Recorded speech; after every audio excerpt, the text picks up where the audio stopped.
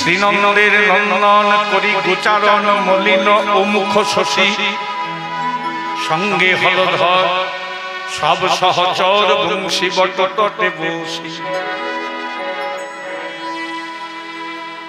খেলা খুব জমে গেছে। রামকৃষ্ণ দুনু ভাই সখাগণকে সঙ্গে নিয়ে খেলা খেলছে। প্রচন্ড মারমান্য, প্রখর রৌদ্র। প্রত্যেকদিন যখন গোষ্ঠী যায় না, তখন মা যশোদা কানাইয়ের হাতটা বলাইয়ের হাতে ধরিয়ে দিয়ে বলে, বলাই দেখিস কানাই আমার দুধের ছাওয়া, বৃন্দাবনের পথ চেনে না, ধেনু বৎস চেনে না, দেখিস ভাইয়ের যেন কোনো কষ্ট না হয়। আজকে দেখছে ভাই কানাইয়ের মুখটা ঘেমে গেছে, লাল হয়ে গেছে, তাই বলাই দাদা খেলা খেলতে খেলতে হঠাৎ করেছে কি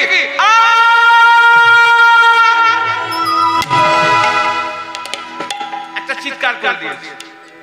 এটাকে কি দেওয়া বলে বাবা? আমাদের বাচ্চাগুলো দেয় কি দেওয়া বলে? হ্যাঁ,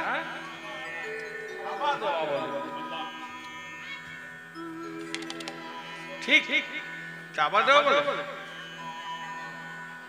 ওই একদল যখন জিতে যায় আর একদল যখন হেরে যায়, ওই জেতা দল বাচ্চা ছেলেদের মধ্যে দেখতে পাওয়া যায়। ওই হারাগুলোকে যখন বাড়ি যায় তখন কি করে? ওটাকে কি দেওয়া বলে? ওটা লেলিয়ে দেওয়া বলে। লেলিয়ে দিয়েছে আমাদের, আপনাদের আবার দেওয়া বলে, বলাই দাদাও আবার দিয়ে দিয়েছে।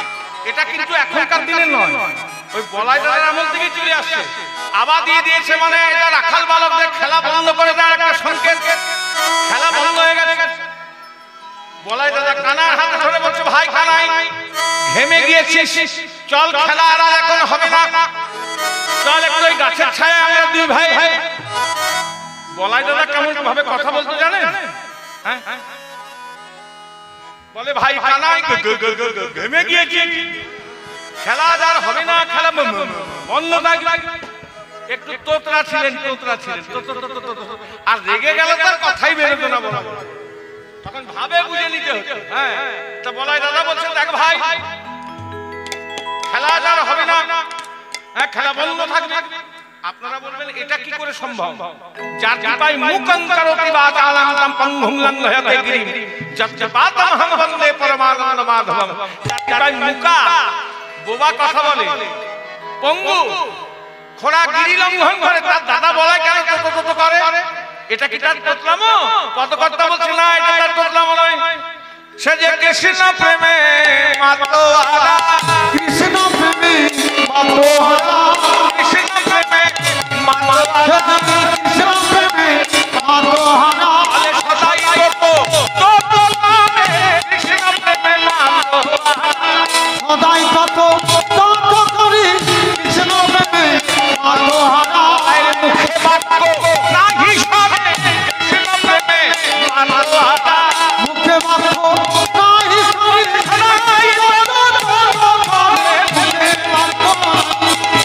সদাই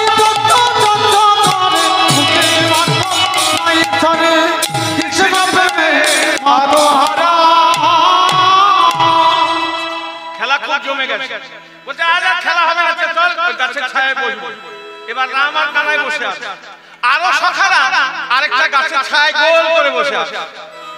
এইটুকু ছেলে সুদাম সুদাম দাম বসুদাম মধুমঙ্গল জয় রাধে। এখন কীর্তন কোন দিকে হচ্ছে, ওই দিকে না এইদিকে?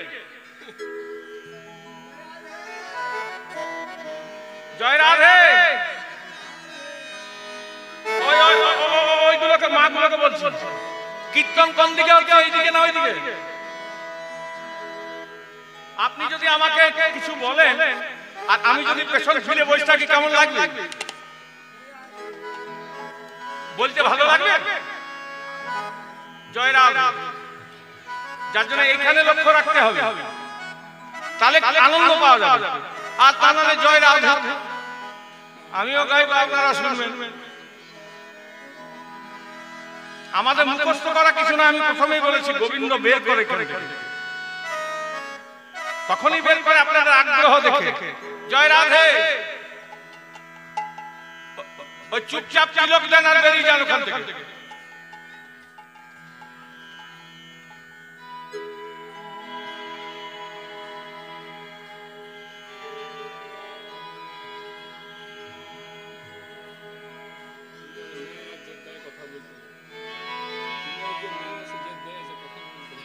জয় রাধে।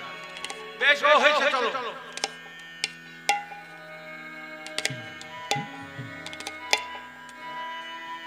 বসো।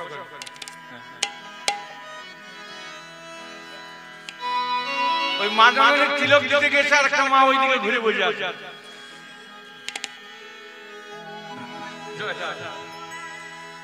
হরিনাম দেব কানের কাছে না দিবি তো আমারই আছে। জয় রাম।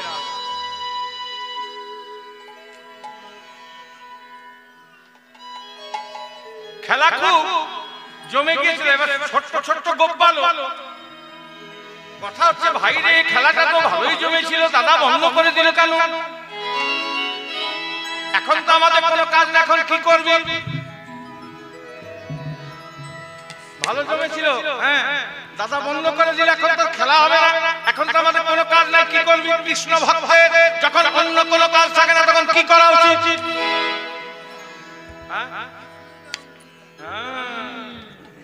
ওইটাই তো করছে, ওই জন্যই বললাম কৃষ্ণ ভক্তের যখন অন্য কোনো কিছু কাজ থাকে না তখন কি করা উচিত?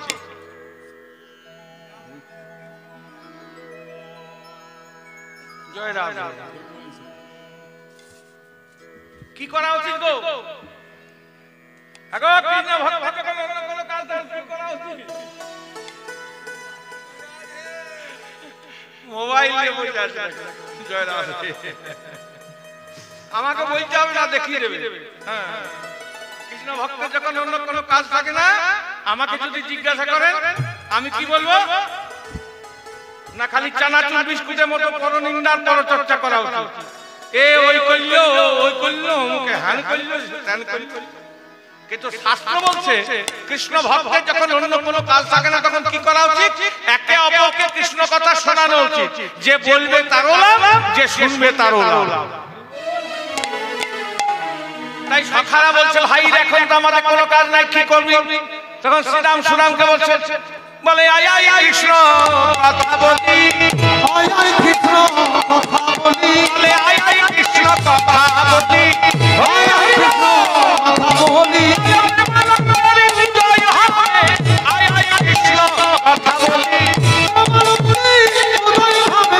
আয় আয় কৃষ্ণ কথা বলি,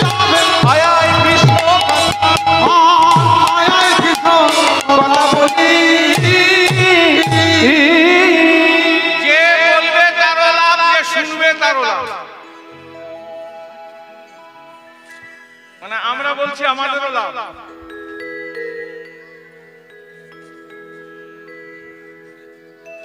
জয় রাম। বুঝলেন? আর আপনারা কীর্তন শুনছেন, শুনলে কি হয়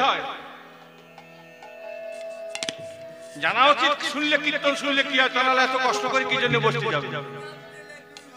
দাঁড়া। কর্ণরন্ধ্রেণ প্রবিষ্টম সনং ভব সররঃ ধুনতি সমবং কৃষ্ণ সলিলস্য যথা সরল।